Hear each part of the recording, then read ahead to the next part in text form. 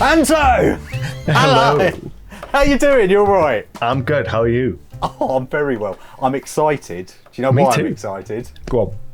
Because you're Tell the me. first UK guest we've had on Dicey Discussions. Yes! That makes me the best by default. I'm claiming it now. Oh, there you go. You heard it here first, guys.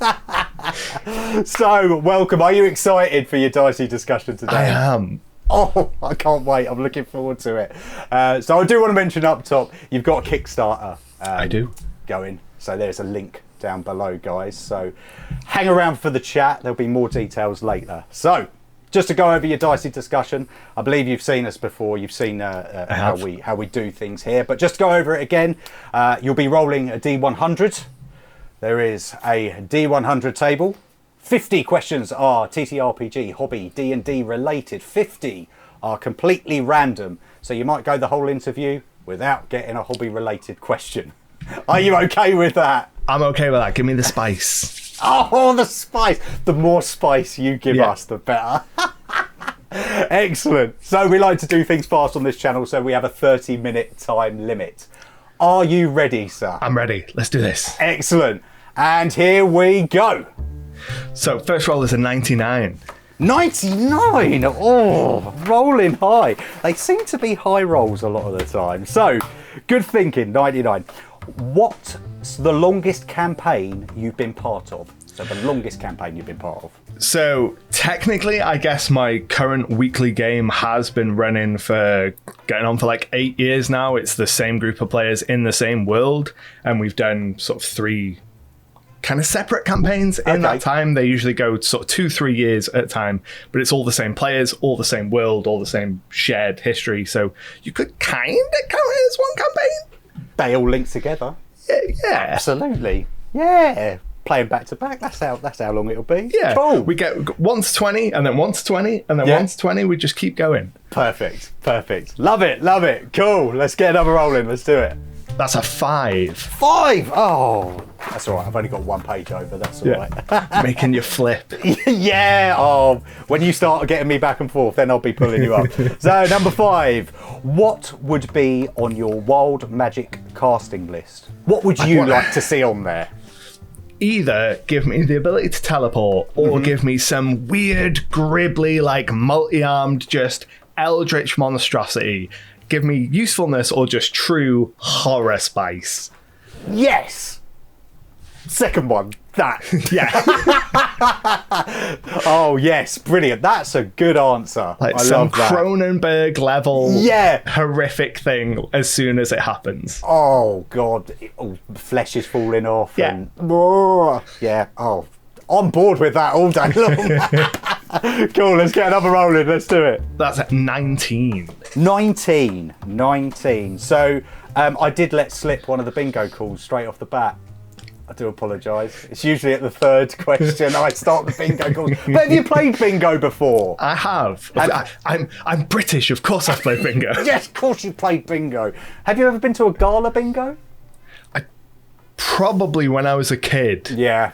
Like, I feel like my aunties and things will have taken me to gala bingo when I was a kid. I've only been once, but yeah. So 19. Goodbye, teens. 19. What is your pre-session routine? So gearing up for a session, how do you do that? Panic, usually. Blind panic. No, I usually am pretty well prepared. I will either prepare something in such detail that I don't need to prepare for like 6 weeks at a time, or I don't prepare anything and I'm just like, we'll see what happens. Something will explode, whether it is part of a city or an entire continent, but we'll see what happens. So I'm usually pretty relaxed with my prep. I like it how you get like 5 minutes beforehand and I'm like, yeah, I've probably forgotten something, but it'll be fine. It'll be fine. I like it how your assumption automatically goes to explode. Yeah, you'd be surprised at how often they blow up huge chunks of my world.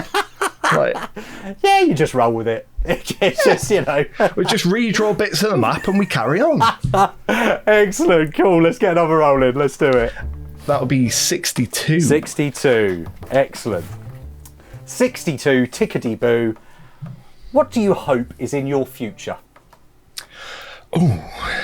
As many people as possible enjoying the things that I make in whatever form that looks like. I just want people engaging with the stuff that I do and enjoying it, like, because otherwise why bother doing it? Absolutely.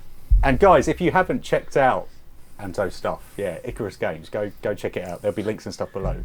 Absolutely brilliant. Love it. Cool. Let's get another roll in. Let's do it. That'll be 32 this time. 32. But, oh, making me turn here. Come on, man. Gotta make you work for it. Buckle my shoe. 32. What's the best or worst chat up line you've heard or used? Oh my god. So this is gonna be the worst. So my family on my dad's side is Italian, and the word, I've never used it, but the worst proposed chat up line that someone said that I should use in the past is to approach someone and say, "Excuse me, have you got any Italian in you?" Wait for their response and then say, "Would you like some?" And just no. It's an awful line. There's a reason I've never used it. No. I mean, might work. It might work. It might work. Oh, well, we'll just leave that hanging in the air there. or wrong use of words there. Anyway, right, let's get another roll in. That'll be 54. 54. Clean the floor, 54. What one thing did you get told off the most for as a kid? Oh, my handwriting. Oh, I've really? got such bad handwriting. I've got the handwriting of a doctor, and it caused no end of problem for my teachers, because they would look at my stuff and they'd be like, "I cannot understand this. You're just going to have to tell me what it says and I'll have to trust you." Did you ever resolve that, or is it still pretty bad? No, it's still awful. Still awful. Like, they eventually got me to stop writing joined up and start writing in block capitals. Yeah. But even that's pretty awful. Excellent. Cool. Let's get another roll in. Let's do it. 88. 88. Excellent. 88. Two Fat Ladies, 88. Oh, it's a classic here in the UK. Come on. What's something universally popular that you just don't like? Elden Ring and just all Souls-like games. Oh, okay. I just do. I've never enjoyed them. Okay. They seem like utter misery, and it feels like I feel like all the people that I know that play them hate themselves while they're playing them, and have just like Stockholmed themselves into being like, "No, this is the most fun I'm ever having," while they look miserable while they're playing it, and I just don't understand it. If they are enjoying it, good for them though. Yeah. I mean, I've not played Elden Ring, but Souls games I have, and there is this weird addiction. I don't know what it is. Yeah, it's like, oh, this is really punishing, and it's the punishing element, which I get the feeling of accomplishment of beating it. Yeah. But just the entire time until you accomplish just looks miserable. You're just to me. dying and dying Yeah. and dying and having to do the same bit over. Yeah. I mean, I get where you're coming from, and I'm useless at computer games, so it's even worse for me. But I'll still do it. Well, there we go. Souls games. Let's get another roll in. Let's go. That will be 54 again. 50 again. Yeah. Ah, it's your first daily double. Excellent. There it is. Ah, there they go. I'm coming for the scoreboard. You're on the scoreboard. You've made it. There it goes. There it goes. And then it'll be there. a 6. A 6. Rolling low. Excellent. So, half dozen. Boo to the dozens. Don't like the dozens. What's the most relieving thing in the world? Oh my god. I feel like probably... So I don't drive, so when I go traveling, I carry all of my stuff with me, just on my back. So when you get to the hotel after traveling all day and just get to take your bag off, and just the feeling of all of that weight coming off and feeling like you're like 6 times lighter than you were. That's a good answer. That's a great answer. I am a non-driver as well, and that had never entered my mind. And yeah, you are right. That is very relieving. And getting those shoes off as well. Being like, right, I'm done. until I'm just flopping onto the bed. Until I've got to pack it all up and go home. yeah. Cool, let's get another roll in. Let's do it. That will be 74. 74. Hit the floor, 74. What's your worst personality trait? Oh, I get accused of coming across as arrogant sometimes, because I don't know why. So I'm going to say You're going to that, say probably. coming off as arrogant? Yeah. Okay. Yeah. Do you think it might be confidence that people misconstrue as arrogance? Possibly. Yeah. I feel like anything that, if you're ever accused of being arrogant, anything that you could do to try and justify why someone had said that is only going to sound more arrogant, and only going to like feed into it. So it's just one of those things that if someone says it to me, I'm like, sure. Fair. Yeah. Absolutely. As you sit back like that with a scotch or something. Yeah. Swirling my chin, yes. like, I don't know what you could possibly have thought that for. Brilliant. Let's get another roll in. Let's do it. That would be 28. 28. Excellent. So 28. Overweight 28. Who was your first crush? Do you remember who your first crush was? Oh my God. Kate Beckinsale, I think, in the movie Underworld. Yeah. Tie between her and Rachel Weisz in the first Mummy. Okay. Yeah, great. In fact, just take almost anyone from any of those films, like The Mummy, Underworld, Van Helsing, just throw them all in a pot. Just, they're all beautiful Two people. of those were Kate Beckinsale. Van Helsing and Underworld. There is a trait. Yeah, so Kate Beckinsale has to take the top spot because she's in 2 of the 3 films. Like, excellent. Cool, let's get another roll in. Let's do it. That'll be 94. Oh, nice and high on the last page here. So, Lion's Roar 94. What's the best way to dispose of a body? Oh, I'm going to say Mafia style in concrete. Oh. Specific place? In the world?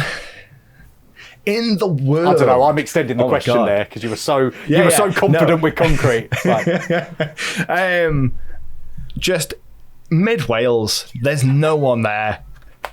And no one wants to go there, so it'll never be found. Just you don't even have to put it in the ground. Yeah, not even a patio, just a block of concrete in mid Wales. No one will even question it. Let's get another rolling. That'll be an even 100. Oh, 100. This far, no further. We did just let off a popper there for a 100. What's the third best day of the week? Oh my God. I'm going to say it's probably Saturday. Okay. So I feel like Friday's the best day of the week because end of the week, yay, weekend. Wednesday's the second best day of the week because that's my D&D night. And then Saturday is the typical weekend day. There you go. Justification there. I like that. Cool. Let's do it. Let's get another roll in. 62, which I think is another double. Is it? Yes, it is. I'm coming for the leader. Come on. He's done it again. I came to play. Where are we? Number 2. Okay, yeah. Need to get some more in.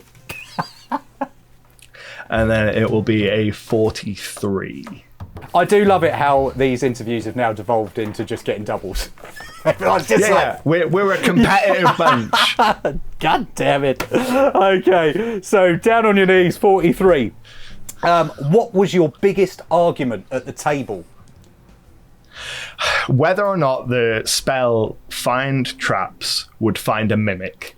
And it happened years ago, and it comes up almost every week. So the players were in a room, they cast the spell find traps, detect traps. Can't remember which word in it is.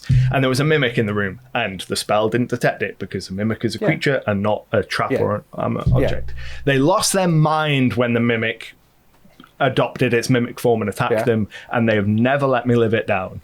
And it comes up all the time. Anytime they look for traps, someone will mention and mimics every time. I don't feel that that's an argument. I'm siding with you on that one.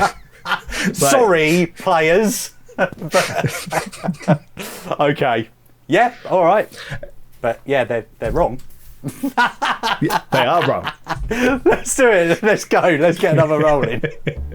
46. 46, up to tricks. What's your earliest memory? Oh my gosh. My earliest memory. Oh my god. Now you're asking the deep questions. I'm gonna say it's probably gonna be a school disco when I was around 7 or 8, dancing to Eiffel 65's Blue Dabba Dee Dabba Die. Which is I feel like it's a very British answer. That is such a British answer. I love it. I just love it. Yeah, I mean, I was obviously there. I don't know your age, so I don't know my age. Apparently, if you saw the moment of panic when you said you don't know my age, I just don't know your age. But yes, oh my God. I was at school discos dancing to Eiffel 65. So yeah, we must be around that same age. Anyway, let's get another roll in. Let's do it. That would be a number 1. Number 1. Oh, Kelly's eye. Number 1. Okay. Have you ever cried when a character's died? In an RPG, yes. Or just in any media? We'll stick to RPGs for this one. Yes. Yeah. My characters have never died because I'm almost always the GM.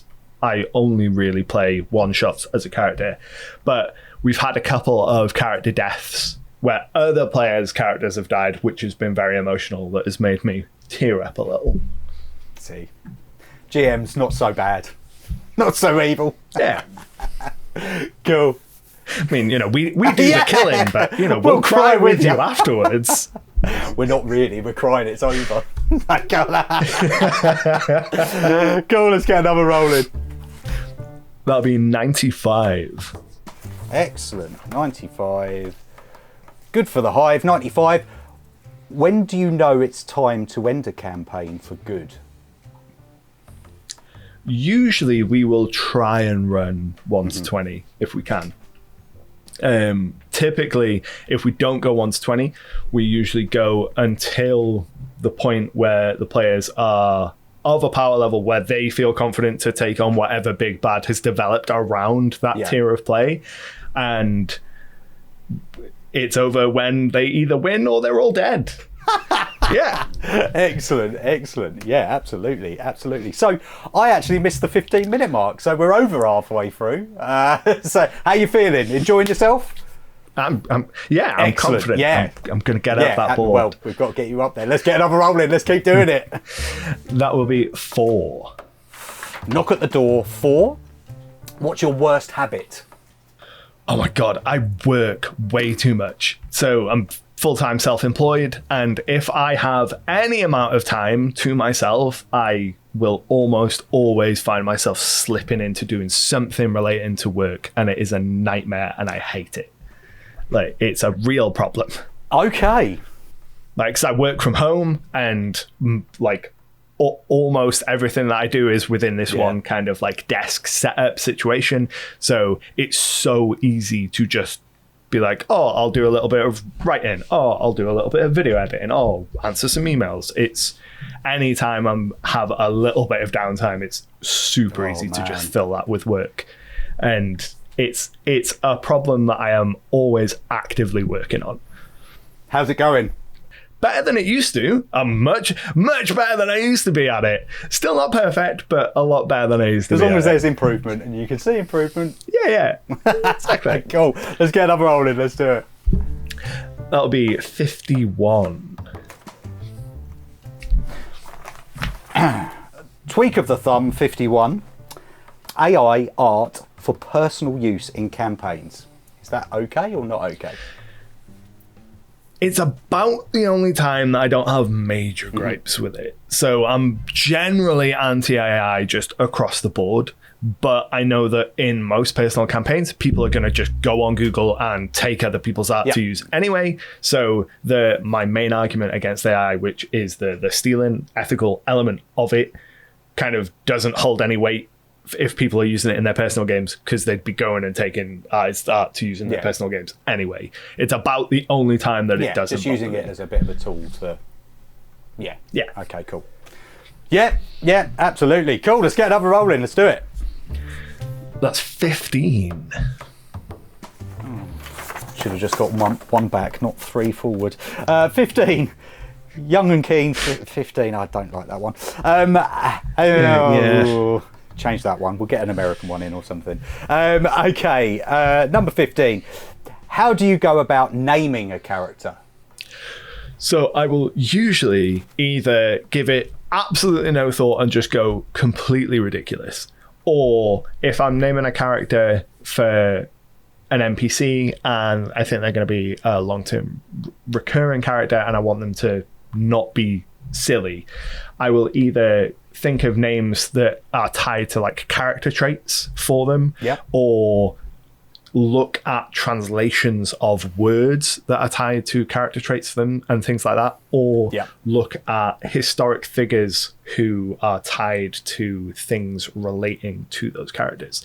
So, for example, the god of thievery in my world is called Valois, and that is a famous French thief, and things like that. So that if someone, for why anyone would know that, but if someone did know that, they'd be like, oh, I get why you named it that thing. Nice little.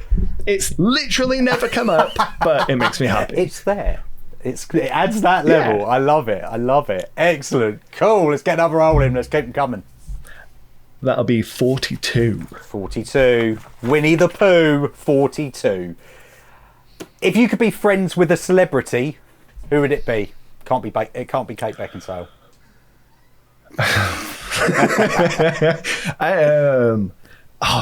If I could, I'd probably choose someone like Brennan Lee Mulligan. Okay, because he just seems like such a cool dude, and he does, doesn't he? Like, you get access to so many awesome, not just RPG related stuff, but just or either Brennan Lee Mulligan or Sam Reich, because just being part of Dropout and being on Game Changer would be amazing. You've got to pick one. I'm putting you on the spot. Brennan Lee Mulligan. Excellent, cool. Let's get another roll and let's do it. That'll be number 2. Oh, low again. Cool. One little duck. There's been some confusion over why it's one little duck. I've had to explain a 2 looks like a duck. Yeah. Ducks in a row. There we go.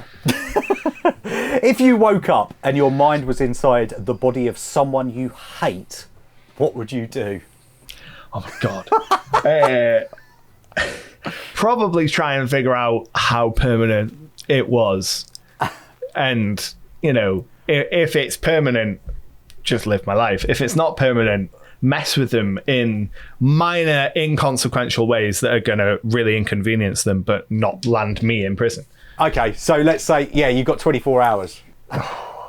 Just do a whole bunch of stuff. Like, I'd go around their local area being like, next time you see me, I want you to sit like sick dogs on me, or like just sick dogs on illegal things.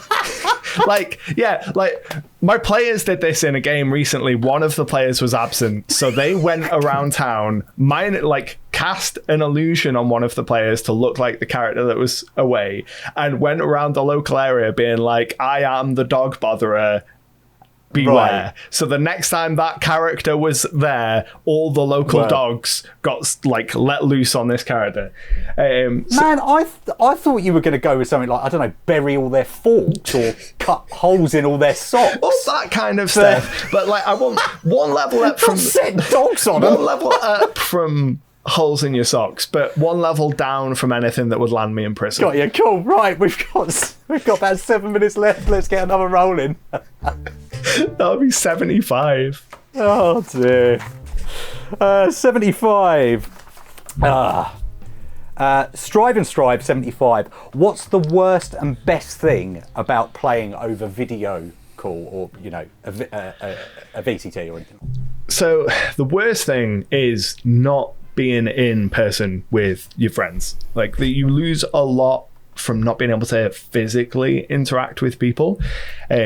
Just the act of getting up and moving around your players can have a huge impact, especially when you're monologuing as a villain.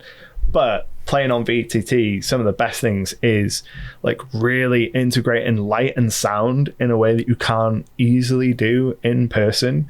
I love using the lighting and vision tools within a VTT to set up like dynamic vision for characters, so when they go into a room they are seeing what they would see, and line of sight and stuff is blocked. You can get really intricate with that to really immerse them within a particular scene in a way that is much harder to do in person or in theatre of the mind. Yep. I hate playing online. Sorry, everyone that I play online with. I love you. Right. I would rather play in person. Yeah. Like, all the people I play in person with, we live like 5 minutes away from each other, but we still play online every week. And it's a constant point of contention among us. But I would rather play in person. Cool, let's go. We've got 5 minutes. Let's get some rolls in. 58. 58. Make them wait. 58. What animal would you want to be reincarnated as? An otter. Oh my god. Because they have just the most chill time, and they're just full of tiny little chaos, and they're just sweet little guys. Off the bat as well. Didn't even have to think about that. Cool, let's get another roll in. Yep. 82. Straight on through 82. If you were in a band, what type of music and what would you call it? What type of music would you play and what would you call your band? It would be some kind of like math rocky, genty metal, and it would be one of those ridiculous like full sentence names. I can't think of an example off the top of my head, but something that takes up like half an album cover just to be the title of the band, and has to be abbreviated anytime that you mention it in text. Circling back, remember how when I was like biggest character for, people are like, oh, you're arrogant. That kind of thing is why. Oh, you're that guy. Yeah, that's why. And you correct people when they abbreviate it, and you know, no, that's not our band's name, actually. Actually, it's a parentheses, not an M dash. Oh, you're making friends in this interview, aren't you? Let's get another roll in. Let's do it. That'll be a 20. So, one score, 20. What's a toy you always wanted as a kid but never had? I can't think of one that I didn't have. I know that I really wanted the Thunderbirds Tracy Island one year, and I know that my parents had to go on a mission to get it. I got it, but they have never let me live down how much of a mission it was to get. Like 20 years later, it was like had to drive 40 miles in the snow both ways and fight a moose to get this thing. Like, you've never had a birthday present or a Christmas present since. Yeah. That kind of thing, yeah. Excellent, cool. Let's get another roll in. Let's do it. That will be another 42. 42! Oh, yes! Come on. He's there. I'm waiting for the party popper. And then 57. Heinz Varieties. It's one of my favourite. 57. There we go. Yep. Favourite big bad you've ever run? So it was the local shopkeeper from the first general store that they ever went into, like their second session we'd ever had of the campaign. They were in there. For some reason, I don't even know why, I gave the shopkeeper a Romanian accent, like a really hammed up vampire style accent. Yeah. One of the players was like, this guy is evil, absolutely evil. At that point, he wasn't. Fast forward like 16 real world months later, they've been trading with this character. They've bought like dozens of magic items off him. It had developed, now he was evil because they hadn't let it go. They never bothered to do any checks or anything on this guy, detect his alignment or anything. They were just like, he's evil, but he gives us really good prices, so we're going to buy things from him, sign blank contracts when we can't afford to buy things from him, and just keep going to him. And he turned out to be evil. Like 30 something magic items that they'd bought from him were like transfigured evil creatures that he'd sold to them and like transformed. It was a whole thing. And the reveal that he was the baddie that they expected was amazing. Like, it wasn't underwhelming, which I expected it to be, because they'd been expecting him to be a baddie for so long. But they loved it. It was amazing. Amazing. Excellent. I love that. We have 44 seconds left. 92. 92. Enjoy the view, 92. What other hobbies do you have? I play video games, and at the moment I am really into painting miniatures and Warhammer. I'm in a big old miniature painting kick at the minute. I've been painting a whole bunch of Stormcast Eternals this week. Excellent. There we go. Cool. We got 20 seconds. Let's get another roll in. Let's go. Let's do it. 30. 30. 30. Dirty Gertie 30 is my favourite one. Yes, I love that one. What's your favourite word? Oh my God, that is really discombobulated. And that is the end of your dicey discussion with discombobulated. I love that. How was it? Yeah. Did you enjoy your dicey I enjoyed discussion, it. man? Yeah. Excellent, excellent. I'm glad you did. So I did too. I thought it was absolutely fantastic. So with all my guests, I do ask a free question at the end. So tell me, what are you up to? What's going on in your world? Oh my God. So the biggest thing that I'm doing like right now is I have a Kickstarter going on for my Sidequest Year 3 annual. So I make a monthly zine called Sidequest that I've been doing for a bit over 3 years now, that brings like player and GM facing content out every single month, and then every year take 12 of those issues, bundle them together into a beautiful hardback book, and make it available in print for the first time. And the third annual is live right now on Kickstarter. It's 140 something pages. It's packed with monsters and magic items and player options and all the kind of stuff that you want to stick into your game, and it's awesome, and people should check it out. Absolutely, guys. I mentioned it earlier. You know, if you're watching it and you're not familiar and you haven't checked it out, down below there's a link to the Kickstarter. Get back in it. It's fantastic. Anto, thank you very much for coming on today. Thank you very much for having me. Absolute pleasure. You stay safe, and I'll catch you later.